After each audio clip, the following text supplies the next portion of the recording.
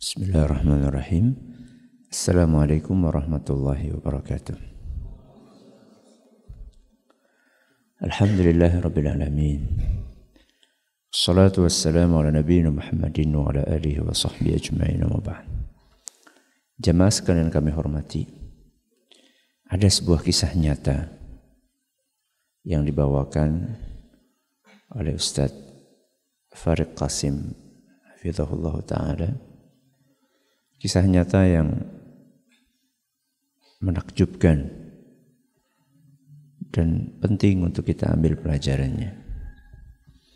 Kisah ini bercerita tentang sebuah keluarga yang di dalamnya ada seorang ibu yang sudah menjadi janda beserta dengan 2 orang anak laki-lakinya. Kisah ini terjadi di ibu kota Saudi, yaitu Riyadh. Dikisahkan bahwa 2 orang anak laki-laki ini, kakak beradik, sangat menghormati orang tuanya, sangat menghormati ibunya, sangat berbakti kepada keduanya. Mereka tinggal di sebuah apartemen nyewa. Kira-kira biaya sewa per tahunnya itu adalah 24.000 real. Kalau dirupiahkan sekitar 80 juta. Biaya apa? Nyewa. Ya, ngontrak apartemen. Kakak beradik ini kerjaannya sopir taksi. Mereka berdua berusaha keras untuk nabung sedikit demi sedikit untuk membayar biaya apartemen tersebut. Siang malam mereka bekerja sampai terkumpul uang sekitar 10.000 real. Padahal kebutuhannya berapa? 24.000. 10.000 real kalau kursnya 3.800, maaf, 1 real ya, 1 real 3.800 berarti berapa? 38 juta. Kerja siang malam, banting tulang, peras keringat, kumpul uang 38 juta. Uang yang sangat berharga untuk mereka karena itu hasil jerih payah mereka. Akhirnya uang itu sama mereka diikat pakai karet, kemudian dibungkus plastik supaya lebih aman lagi, dilakban sama mereka. Ini kan hasil jerih payah yang sangat berharga. Kemudian mereka simpan uang itu di bawah bantal. Di bawah bantal. Mereka berdua berangkat kerja. Ketika mereka berdua sedang bekerja, ibunya masuk ke kamar. Rapi-rapi kamar anaknya, bersih-bersih, nyapu. Nah, ketika sedang merapikan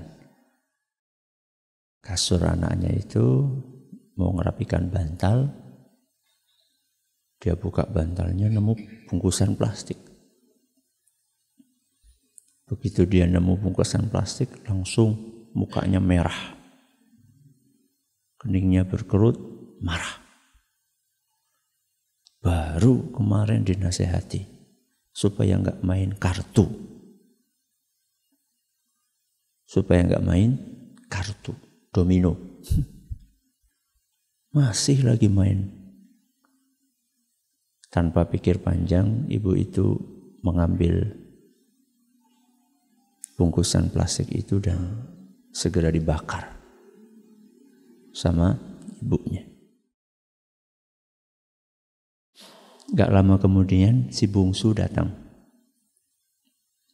Begitu datang belum ngomong apa-apa langsung dimarahi habis-habisan sama ibunya. Intinya kamu itu baru dinasehati supaya tidak main kartu. Kok masih juga main kartu?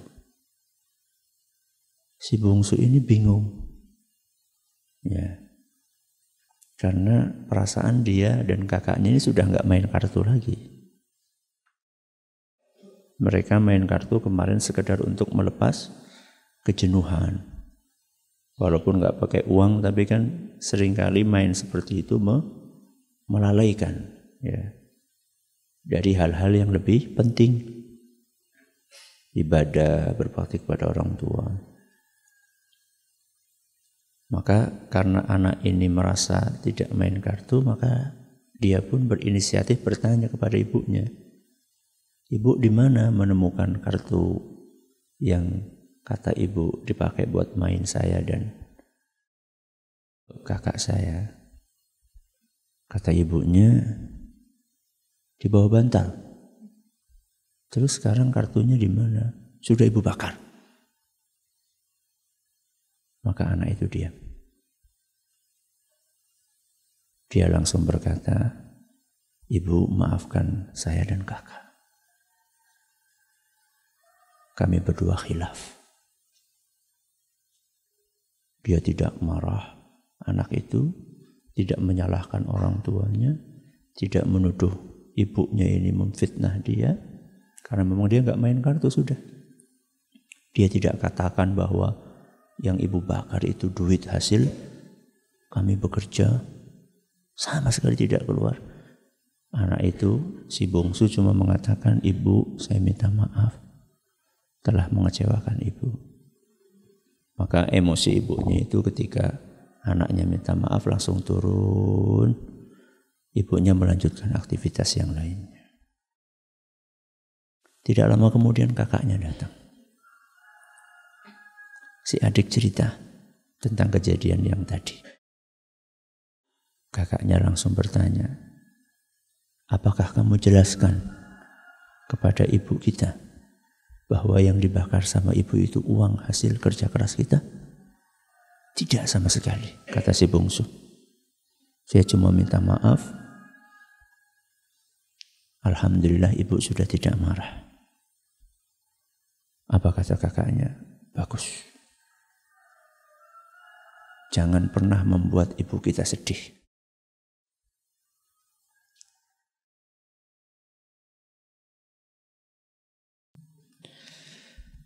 Beliau sudah capek ngurus kita. Dari kita kecil. Kesalahan kita kepada ibu kita lebih banyak dibandingkan kesalahan beliau kepada kita. Kesalahan yang sengaja kita lakukan kepada ibu kita.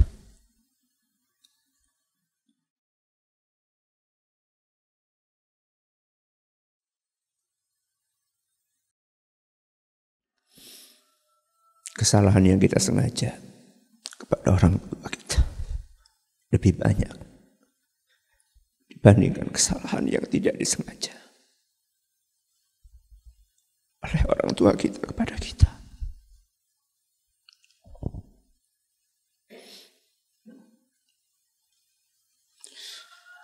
Allah berfirman di dalam Al-Quran,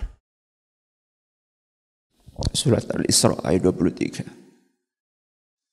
"Wa bil walidaini ihsana." Berbuat baiklah kepada kedua orang tua.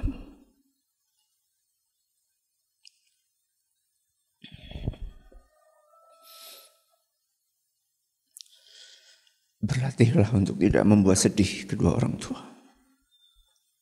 Ayah kita, ibu kita.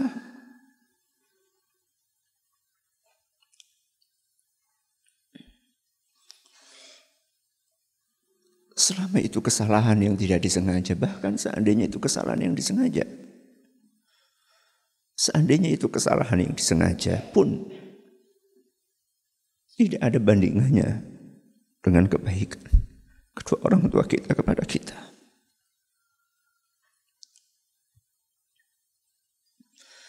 Pengorbanan mereka berdua untuk kita jauh lebih besar dibandingkan kekhilafan mereka kepada kita. Maka berlatihlah untuk tidak membuat sedih orang tua. Apalagi hanya urusan-urusan duniawi, bukan urusan akhirat, bukan kaitannya dengan dosa dan maksiat. Anak itu sebaiknya mengalah kepada orang tuanya. Tidak menggurui orang tuanya. Tidak suka menyalah-nyalahkan orang tuanya. Kita ini mengaji, belajar agama, itu untuk memperbaiki perilaku kita. Terutama kepada orang tua kita. Terus apa manfaatnya ketika kita sering ngaji, akan tetapi perilaku kita kepada orang tua kita tidak berubah? Apa manfaat kita mengaji? Orang yang paling berhak untuk mendapatkan perubahan baik sikap kita setelah kita mengaji adalah orang tua kita. Sebelum teman kita, sebelum rekan kerja kita, mereka yang paling berhak untuk mendapatkan tutur kata kita yang halus, sopan santun kita. Jangan merasa kita sudah punya ilmu ini, ilmu itu, tahu ini, tahu itu. Kemudian kita rendahkan kedua orang tua kita. Karena kita melihat orang tua kita belajarnya nggak banyak. Mereka nggak sempat belajar. Karena mereka sibuk ngurusin kita. Mereka nggak sempat belajar karena harus banting tulang untuk menafkahi kita. Jangan pernah kita merasa lebih tinggi, lebih hebat, lebih pintar, lebih banyak ilmunya dibanding kedua orang tua kita. Ada kesalahan ini, kesalahan itu, ditolerir, ya, dimaafkan. Kalau kita ingin memberitahu sesuatu kepada orang tua kita terkait dengan masalah agama, dengan bahasa yang baik. Jangan seperti seorang anak TK yang menggurui gurunya. Jangan. Ya. Bahkan ketika kita meningkatkan bakti kita kepada kedua orang tua kita, itu adalah merupakan salah satu cara terbaik untuk mendakwahi kedua orang tua kita. Ketika orang tua kita melihat, Masya Allah, anak saya setelah ngaji, semakin halus tutur katanya, semakin sopan, maka orang tua sendiri akan tergerak hatinya. Nak, kamu belajar di mana? Ya. Bapak ibu pengen ikut, di mana kamu ngaji? Tapi ketika kita setelah ngaji, justru perilaku kita semakin tidak baik, semakin tidak sopan, besar kepala, sombong, angkuh. Bagaimana orang tua akan tertarik dengan ilmu yang kita pelajari, dengan dakwah yang kita ikuti? Ya. Maka ingat pesan Allah Subhanahu wa Ta'ala dalam surat Al-Isra ayat 23. Wabil walidaini ihsana. Berbuat baiklah kepada kedua orang tuamu. Yang masih hidup, bersyukurlah. Ini kesempatan emas. Salah satu atau keduanya. Yang sudah meninggal, masih ada pintu untuk berbakti kepada kedua orang tua. Jangan pernah berhenti untuk mendoakan keduanya. Mudah-mudahan Allah merahmati beliau berdua. Wallahu ta'ala a'la wa a'lam. Mudah-mudahan yang sedikit ini bermanfaat. Subhanakallahumma wa bihamdika asyhadu an la ilaha illa anta astaghfiruka wa atubu ilaik. Assalamualaikum warahmatullahi wabarakatuh.